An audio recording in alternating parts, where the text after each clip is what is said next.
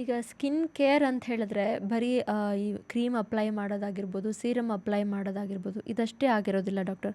ನಾವು ತಗೊಳ್ಳುವಂಥ ಆಹಾರ ಕೂಡ ಮುಖ್ಯ ಆಗಿರುತ್ತೆ. ಈಗ ಸ್ಕಿನ್ ಚೆನ್ನಾಗಿರಬೇಕು ಅಂತ ಹೇಳಿದ್ರೆ ನಾವು ಯಾವ ಥರದ ಫುಡ್‌ನ ತಗೋಬೇಕು ಡಾಕ್ಟರ್?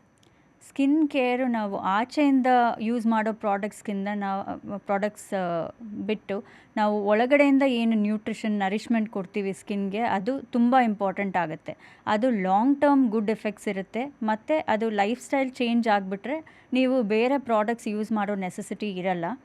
ಸೊ ಆಹಾರ ಪದ್ಧತಿಯಲ್ಲಿ ತುಂಬ ಮಾರ್ಪಾಡುಗಳು ಮಾಡ್ಕೋಬೇಕಾಗತ್ತೆ. ಇವಾಗ ನಮ್ಮ ಡಯಟಲ್ಲಿ fruits, vegetables, dry fruits, nuts ಇವೆಲ್ಲ ಹೆಚ್ಚಿನ ಪ್ರಮಾಣದಲ್ಲಿ ತಗೋಬೇಕು.